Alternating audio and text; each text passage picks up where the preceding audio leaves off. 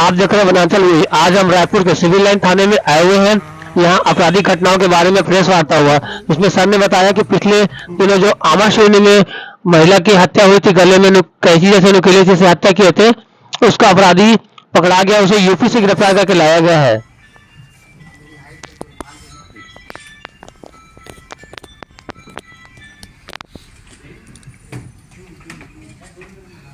हो गया।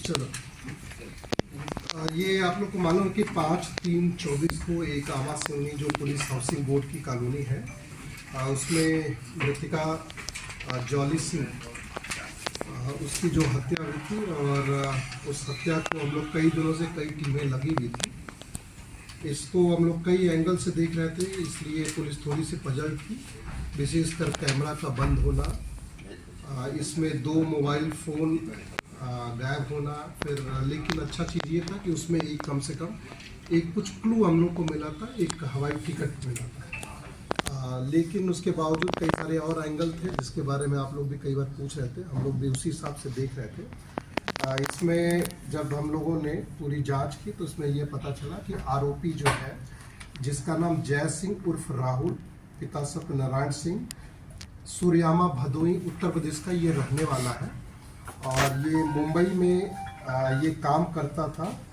पिछले 4 सालों से जो आरोपी और मृतका के बीच सोशल मीडिया से इन लोगों के संपर्क हुआ था, और इन लोगों ने मिल करके भी टिकटॉक और एक टिकी करके ऐप है, उस पर ये लोग काफ़ी वीडियोस बनाया करते थे, जिसके भी वीडियोस मिले। इसी बीच इन लोगों के बीच प्रेम संबंध स्थापित हुआ।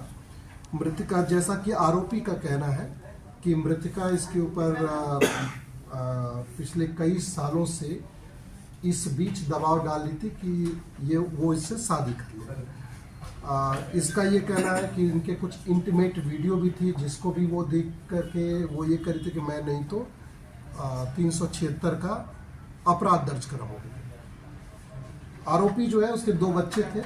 उसका कहना था कि मैं अभी शादी नहीं कर सकता, और जो डिटेल्स भी हम लोग को मिले, ये पहली बार नहीं आया, ये बहुत बार यहाँ आके मृतका से हर बार मिलता था और ट्रेन से आता था। अभी पिछले महीने का भी रिकॉर्ड मिला इसका आने का, उसके पहले का भी मिला, उसके पहले का भी मिला।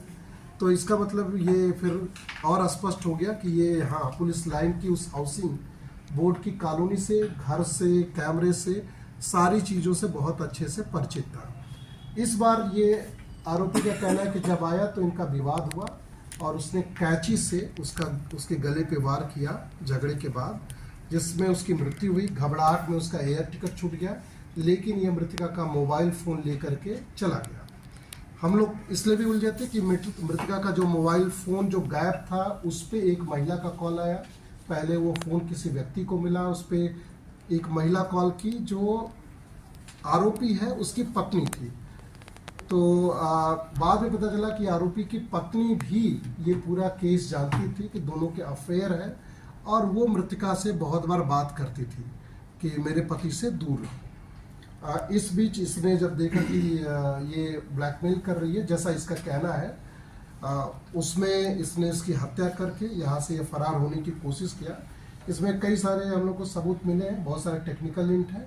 विशेषकर इसकी जो पहचान है, हम लोगों ने उसकी पूरी टीम इसमें जो लगी थी, क्राइम की एडिशनल एसपी और जो थाने की टीम, इन लोगों ने 3 टीमें हम लोगों ने बनाई थी। विशेषकर मुंबई का एड्रेस था, और उसके डिटेल जो आरोपी है उसके पत्नी के डिटेल्स यूपी के थे, तो यूपी में भी हमारी टीमें थी। इसका हूबहू अच्छा, एक इंटरेस्टिंग चीज़ ये है कि इसमें ये कैप पहना हुआ है, चेहरा मास्क लगाया हुआ है। सिमिलर फोटोग्राफ हमें मुंबई से भी मिला है, इसके आसपास जहाँ ये रहता था। तो इसका कहना था कि ये हर बार जब भी ये रायपुर आता था, ये डिलीवरी बॉय बन के आता था, ताकि यहाँ जो पुलिस कॉलोनी में, या कुरियर बॉय, कि उसको कोई रोके नहीं। और उसी तरह से ये इस बार भी आया था। उससे 2 चीज़ें होती थी, एक तो उसकी पहचान छुपी रहती थी, दूसरा उसको कोई रोक टोक नहीं रहता था, और उसने इस तरह से घटना को अंजाम दिया। इसको आज हम लोग अरेस्ट करके न्यायिक रिमांड पे इसको भेज रहे हैं। पूरा मामला जो अभी तक समझ में आ रहा है अवैध संबंध और ब्लैकमेलिंग का मामला है। दूसरा एक केस है, कल चेकिंग के दौरान हम लोग कितनी ज़्यादा कार्रवाई क्या क्या हुई है। अभी कल भी एक टोल नाका मंदिर असोद पे एक महिला सहित कुल 3 अंतर्राज्यीय आरोपी, कुल 6 लोग टोटल, इनफैक्ट 6 आरोपी गिरफ्तार हुए हैं, जिनके पास से 113 नग अंग्रेजी बॉटल, कुल कीमत 25 लाख रुपए। मतलब ये सारे अंग्रेजी शराब के हाई एंड ब्रांड्स ये जो है शराब रही है। और इसमें ये सारा परिवहन जो है बस से हो रहा था। कलकत्ता से आने वाली बस जब हम लोगों ने चेक किया तो उसके जो बस के अंदर जो डिक्की होती है उससे ये सब शराब मिला। तो ड्राइवर, कंडक्टर, जो इन्होंने स्वीकार किया कि पहले भी ये काम कई बार करते रहे। यहाँ लोग जो इसको मंगा रहे थे वो 2 व्यक्ति और जिसने भेजा है वो व्यक्ति, कुल मिला के 6 लोगों को हम लोगों ने गिरफ्तार किया। बस सहित हम लोगों ने जब्त की है सर। लेकिन सारी बस जब्त है अभी हमारे। सर, पश्चिम बंगाल की गाड़ियां यहाँ कौन सी आ रही? उड़ीसा की वो गाड़ियां उड़ीसा से बेसिकली, कलकत्ता से वो सप्लाई हुआ कटक और कटक से वो आ रहा था। ये कब से इनका पूरा गोरख धंधा चल रहा था स्मगलिंग का? ये अभी जो आरोपी मिले हैं इन्होंने तो बहुत नहीं बताया जो मंगाने वाले, लेकिन जो लाने वाले और जिसको और हम लोगों ने पकड़ा वहां से, उसका कहना है कि कई चक्कर ये लोग करते रहे बसों के थ्रू। कोरोना के टाइम से, कोविड के समय तो एग्जैक्ट नहीं बोला, लेकिन कई सालों से जरूर बोला। तो ऑफकोर्स कोविड हो गया, 3 साल पहले भी उन्होंने किया होगा। तो लेकिन आप देखिए कि हाई एंड की शराब है, बसेस से कहीं ना कहीं छुपा के उसको कंडक्टर ड्राइवर भेज रहे हैं। एक तीसरा जी मैं बताता हूँ, इसका थोड़ा सा बता दूँ। तो आरोपी इसमें एक और आरोपी जो कलकत्ता से, जिसने कटक से ऐसे आया, वो एक और आरोपी बस फरार है, जिसको हम लोग खोजेंगे तो और डिटेल ये वाला बता पाएगा कि कितनी बार और किसके अलावा, इस ग्रुप के अलावा और किन ग्रुपों को वो भेजता था। हम लोग को उम्मीद है कि ये कहीं ना कहीं हाई एंड शराब है, तो ये कहीं ना कहीं क्लब या उसकी के लिए सप्लाई हो रहा है, बार क्लब के लिए, जो कई बार टैक्स बचाने के लिए लोग करते हैं। तो उस पर जो एक व्यक्ति और मिलेगा तो वो और अच्छे से बता पाएगा। एक आज ही हम लोगों ने अभी चेकिंग के दौरान एक बस से लगभग 18 लाख अभी चेक कर ले रहे हैं, जब्ती हुई है, जिसको भी हम लोगों ने 102 में जब्त किया है। बेसिकली ये ठीक 18,62,200 ये एक हम लोग को परिवहन करते दीनू अग्रवाल नाम का व्यक्ति के पास से मिला है, इसको भी हम लोग 102 में जब्ती करके एसडीएम आरंग के पास भेज रहे हैं। ये भी मंदिर असोद टोल नाका की घटना है, काले रंग की ब्रेजा कार से ये मिला है। आप देख रहे होंगे कि पुलिस भी अभी हम लोग चुनावी मोड के हिसाब से चेकिंग और तमाम अन्य कार्रवाइयाँ कर रहे हैं, जिसमें ये जब्ती अभी हुई है। कुछ दिन पहले भी 10 लाख का कैश मिला था। विशेषकर हमारा उससे लेना देना है जो बड़े कैश के ट्रांजैक्शन हो रहे हों, जिसमें अगर कोई व्यक्ति पर्याप्त बिल नहीं दे पाता, उसके पास कोई डॉक्यूमेंट नहीं होता, या वो ये भी एक्सप्लेन नहीं कर रहा है कि हम कल दे देंगे, ये इनका है, अभी हमारे पास इमीडिएट नहीं है, उतने पे भी हम लोग कई बार रिलैक्स देंगे। लेकिन अगर सस्पिशियस ट्रांजैक्शन होगा तो हम लोग ऐसे अमाउंट को जब्त कर रहे हैं, ऐसे सामग्री को जब्त कर रहे हैं और ये कोर्ट में देंगे। कोर्ट में वो व्यक्ति अगर वो डॉक्यूमेंट पेश करेगा तो छूटेगा, नहीं तो इनकम टैक्स को ये मामला हम लोग सुपुर्द कर देंगे। सर, मीडिया के माध्यम से क्या मैसेज देना चाहेंगे? कितना पैसा लीगल तरीके से ले जा सकते हैं, परिवहन कर सकते हैं? देखिए, ये बहुत ही स्पष्ट है कि 10 लाख के ऊपर तो आप बिल्कुल नहीं ले जा सकते, बल्कि वो अमाउंट 5 लाख है, 5 लाख है समझ है।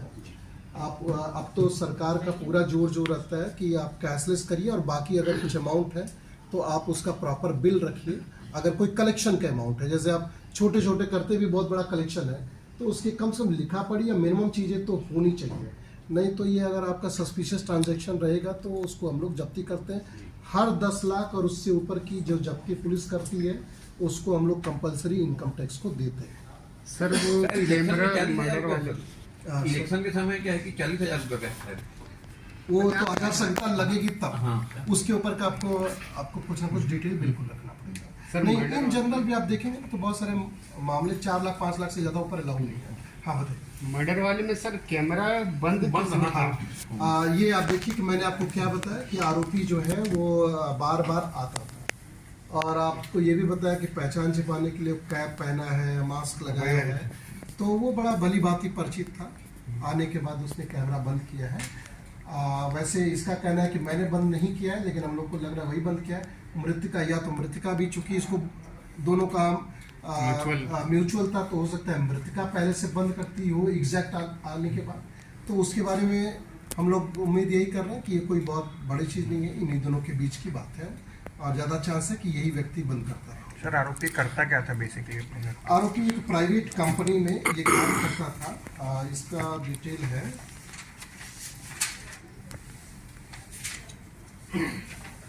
प्राइवेट कंपनी में काम करता रहा है, रैमको सिल्क मिल्स में।